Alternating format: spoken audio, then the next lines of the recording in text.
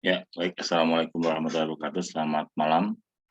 Eee, Semoga kita semua diberikan kesehatan, keselamatan. Eee, Kuliah hari ini adalah pertemuan ketiga. Ini materinya adalah, eee, pengenalan siklus pemrosesan, ya. Jadi, pengenalan pemrosesan transaksi, maaf, pengenalan pemrosesan itu merupakan, beragam aktivitas dalam perusahaan yang memrosesan transaksi.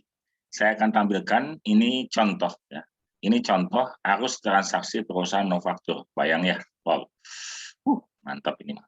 Nah ini juga sekaligus juga bisa jadi pengantar kalian ketika kita akan melakukan atau akan membuat, sistem informasi akuntan karyawan, ya. Kemudian ada proses, 1, 2, 3, 4, 5, 6, 7, 8, 9, 10, 11, 12, 12 proses, kemudian di sana ada aliran data. Nah, di sini memang sengaja saya kasih tanda ya dari aliran data tersebut. Jadi kalau pelanggan ke order penjualan itu satu aliran datanya. Satu itu apa? Ya, satu itu adalah order. Nah, ini ya. Jadi, untuk melihat, untuk memperjelas ini, kalian bisa nanti bukanya sini. Hati-hati, ini biasanya akan keluar nanti di ujian, ya. Saya paling senang untuk, eee, apa namanya, memberikan soal yang ini, untuk materi yang, saat ini. Kemudian, nah, 2 order penjualan itu akan memberikan kepada pelanggan poin 2 apa? Adalah pemberitahuan. Pemberitahuan bahwa sebenarnya, ya kan, bahwa barang itu ada. Jadi pelanggan kan akan melakukan order ke kita nih. Nah, kita di bagian order penjualan itu akan memberikan pemberitahuan kepada pelanggan bahwa barang yang diorder itu ada. Nah, kalau ada otomatis akan lanjut, maka order akan melakukan, langkah ketiga, mohon maaf, akan mengirimkan poin 3 itu ke penagihan, ya. Penagihan apa? Penagihan adalah memo penagihan. Jadi langsung siapkan nih memo penagihannya, ya. Nanti dilihat, siapa tahu memang nih ujung-ujungnya adalah, pembelian kredit. Selanjutnya, penagihan akan langsung ke pelanggan, poin 4, berupa faktur. Nah, berupa faktur bahwa ini adalah harga dari order yang Anda lakukan. Ya, terserah nanti dari faktur tersebut nanti apakah nanti akan berlanjut ke, pembayaran tunai atau pembayaran kredit. Ya, maaf.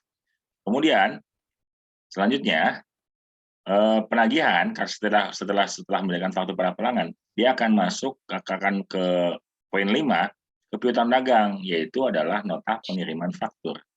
Jadi ngasih tahu ke bagian piutang dagang bahwa telah terjadi nota pengiriman faktur. Ya, piutang dagang pasti akan mencatat kan.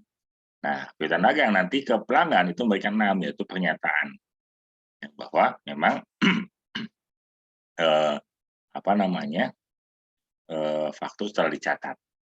Nah, tahapan itu nanti ya, merupakan tahapan awal dari proses order. Selanjutnya, langsung poin 7 nih, ya kembali lagi ke order penjualan, poin 7, langsung ke gudang. Ya, jadi order penjualan ketika selain untuk ngurus-ngurus, apa namanya, dokumen-dokumen order juga dia akan ke gudang, poin 7. Poin 7 apa? Poin 7 adalah order pengiriman. Jadi meminta kepada gudang untuk, menyediakan barang, ya, menyediakan barang, yang dipesan. Order penjualan juga akan memberikan poin 8 dari produksi, yaitu order pembelian. Jika ya, jika di gudang nggak ada stok, maka order penjualan itu bisa memberikan apa, order pembelian kepada bagian produksi untuk dilakukan produksi. Jadi produksi nanti atas dasar order pembelian itu melakukan produksi, membeli untuk nantinya akan diproduksi. Order penjualan juga akan memberikan order pembelian jika perlu ke jadwal produksi. Jadwal produksi. Nah, nanti itu di poin 9. Nah, di mana nanti dilihat nih, ya, poin 10 ya, ketika misalnya gudang melakukan pengiriman, kan poin 11 itu ada gudang, poin 11 ada barang dikirim. Kemudian, nah pengiriman akan memberikan order pengiriman kepada bagian penagihan. Fungsinya buat apa? Fungsinya adalah sebagai dokumen untuk memberikan tanda atau pernyataan bahwa memang barang yang diorder telah dikirim. Ya, jadi penagihan juga ketika nanti ujung-ujungnya akan melakukan penagihan, udah yakin bahwa barangnya dikirim. Kan nggak lucu kalau misalnya barang belum dikirim tapi udah ditagih. Terus poin keempat apa? Yang tadi yang faktur. Poin keempat adalah bukan penagihan, tapi misalnya memberikan pernyataan kepada pelanggan. Nih Pak, faktur ada sebagai tanda bahwa telah terjadi order, ya telah terjadi order barang. Terus nanti 11 kemudian masuk ke 12 itu bagian produksi, ya bagian produksi nanti barang jadi, ngirimkan barang nggak jadi ke penjualan, ya untuk dikirimkan yang tadi. Kalau seandainya memang barang di gudang nggak ada. Tapi kalau barang udah di gudang nggak ada, langsung order pengiriman. Tapi kalau nggak ada kan harus melalui tahap produksi dulu. Ya, maka di sini heran maksudnya produksi akan mengirimkan poin 12 ke gudang. Di mana gudang akan balik ke 13 yaitu order pembelian jika perlu juga, jika diperlukan juga ya. Jadi mengembalikan order pembelian kepada bagian gudang. Nah, kemudian lanjut ke 14 itu langsung pengiriman langsung kepada pelanggan ya, barang untuk pelanggan. Kemudian 15 jadwal produksi ya. Jadi dari jadwal produksi akan mengirimkan jadwal produksi ke produksi. Poin 16 itu status produksinya. Apa sampai di level mana, sampai di tahap mana. Kemudian 17 dari bagian produksi ke bagian pembelian itu akan permohonan pembelian tadi ya. Tadi. Jadi ini bisa aja nanti ya tidak dilakukan secara berturutan, tinggal lihat memang kepentingannya. Jadi poin 17 itu atas dasar poin 8. Di mana poin 8 itu ya, poin 8 itu adalah order pembelian kan. Nah, 17 dari ketika produksi mendapatkan order pembelian dari order penjualan, bagian produksi akan mengirimkan ke bagian pembelian untuk poin 17 yaitu untuk dilakukan permohonan pembelian. 18, nah ini ketika produksi dilakukan, ya bagian produksi akan mengirimkan poin 18 ke pengajian. Apa? Laporan tenaga kerja. Ini tenaga kerja yang bekerja sekian orang, sekian lamanya dia melakukan pekerjaan. Ya, maka tinggal dibayarkan upahnya. Kemudian poin 19 kan nota penerimaan itu di sini ya, di mana nota pembelian di atas pembelian itu akan ke nota penerimaan barang. Jadi di sini ada penerimaan barang ya, penerimaan barang dari pembelian bukan penerimaan barang dari pelanggan. Dia masuk ke terus nanti ini tahapan. Jadi nanti kita tinggal lihat aja ya poinnya, nomornya berapa, poinnya berapa. Nah, nanti hati-hati. Soalnya biasanya itu nanti berhubungan dengan alur. Ya. Kalau saya ada pertanyaan begini, dari alur order sampai alur produksi, apa saja yang dilakukan misalnya kayak gitu. Tinggal lihat poin-poinnya. Ya. Jadi patokannya ini ya sama ini penjelasannya. Oke, nah selanjutnya adalah siklus transaksi dan sistem aplikasi. Kita ketemu lagi dengan 4 siklus ini ya, 4 siklus ini. Siklus pendapatan, siklus pengeluaran, siklus produksi, dan siklus keuangan. Pertanyaannya muncul, kenapa ditampilkan lagi? Ini ada hubungannya dengan yang ini. Ya, ini ada hubungannya ini. Maksudnya apa? Dari poin 1 sampai poin 31, ini kan, poin 1 sampai poin 31, ya, mana-mana saja yang masuk ke siklus pendapatan, mana-mana saja yang masuk ke siklus pengeluaran, mana-mana saja yang masuk ke siklus produksi, atau mana-mana saja yang masuk siklus keuangan. Dan ini keluar juga di soal biasanya. Ingat-ingat dari sekarang ya. Nah, yang masuk dalam siklus pendapatan adalah 1, 2, 3, 4, 5, 6, 7, 10, 11, 14. Yang masuk dalam siklus pengeluaran 17, 19, 20, dan seterusnya. Aduh, mohon maaf. produksi, ya. Dan keuangan hanya 25, 29, 30. Kita cek, kok keuangan hanya 25, 29, 30 apa sih? 25 pembayaran, 29 nota pengiriman uang, dan 30 adalah penerimaan kas. Alurnya di mana? Oke. 25 di sini, yang ini, 29 yang 29. Ini 29 nih, ya, piutang dagang, 30 yang ini, piutang dagang akuntansi.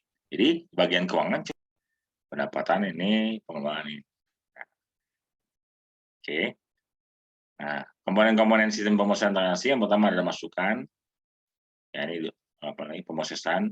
Nah, unsur pemrosesan ada jurnal juga. Ternyata ada jurnal penjualan, jurnal pembelian, jurnal penerimaan kas, dan jurnal pengeluaran kas. Ya. Nah, ini penyimpanan, coba lihat. Dokumen sumber yang saya bilang pertemuan awal-awal ya, dokumen sumber. Apa saja, bisa faktur, bisa nota, bisa bond, bisa kwitansi kan. Kemudian dia akan masuk dipilah-pilah nih. Ketika masuk ke jurnal penerimaan kas ya. Kemudian di kolom debitnya, DR debit, itu total kas, kreditnya adalah akun yang dibukukan. Sedangkan kalau dari jurnal penjualan kas itu adalah debitnya adalah akun yang dibukukan, kreditnya adalah total kas, dibalik ya. Kemudian jurnal umum, setiap akun dibukukan secara terpisah ke buku besar. Kalau jurnal pembelian itu debitnya adalah total pembelian, kreditnya adalah akun individual. Kalau jurnal penjualan adalah debitnya adalah akun individual dan kreditnya adalah total penjualan. Sehingga nanti didapat tuh jurnal lengkapnya. Diturunkan, nanti ada buku besar voucher atau piutang dagang, buku besar dan buku besar piutang dagang. Masuk ke dalam buku besar terbagi. Ini apa namanya? Penyimpanan. Ingat pertemuan kedua ya. Penyimpanan itu selain buku besar ada namanya register kan ya. Sini ya, peregisteran itu. Nah, buku besar atau file-file menyediakan data baik yang sifatnya manual maupun terkomputerisasi. Keluaran. Ya, setiap dokumen yang dihasilkan dari sistem adalah keluaran. Jadi, oke, lanjut dulu ya. Kemudian keluaran lain dari sistem pemrosesan transaksi adalah neraca saldo, ya itu. Nah, ini ya laporan keuangan. Ya. Jadi, laporan keuangan nanti ada bagian akun, ya kita tinggal dilihat nanti yang mengarah kepada pendapatan apa, penjualan dan piutang, yang mengarah kepada siklus pengeluaran apa, pembelian dan penggajian. Di aplikasinya ya, sistem aplikasinya. Kemudian yang mengarah pada siklus produksi adalah persediaan dan kekayaan. Kemudian bagian siklus keuangan adalah kas, laporan keuangan adalah buku besar dan konsolidasi. Kemudian nanti akhirnya masuk ke dalam identifikasi akun-akun yang dipengaruhi oleh setiap sistem aplikasi. Nah, mungkin timbul pertanyaan, Pak, itu kan alur ya, alur apa pembukuan. Ya memang kita tidak akan, ini ya sekedar pemberitahuannya ke kalian ya, ilmu yang memang menjadi dasar dari sistem informasi akuntansi yang patut kalian tahu. Ketika penjelasannya nanti biasanya terletak pada prakteknya ya. Bisa aja nanti ini akan berbeda. Saya bilang kan, kalau alur mungkin selalu sama namanya akuntansi setiap perusahaan. Tapi misalnya akun atau rekening itu yang pasti akan yang berbeda-beda. Ya, yang berbeda-beda dari setiap perusahaan. Langkah umum dalam proses di atas ini adalah klasifikasi kasar dari akun, bagian akun, dan laporan akun. Kemudian menelaah hal ini dengan manajemen dan carrier operasional. Kemudian menyelesaikan laporan keuangan, bagian akun dan laporan lain. Kemudian yang keempat adalah menyediakan pedoman penjurnalan dan merancang dokumen dan prosedur-prosedur yang diperlukan untuk implementasi dan operasi sistem. Itu materi hari ini, ya. Materi hari ini mungkin ada yang mau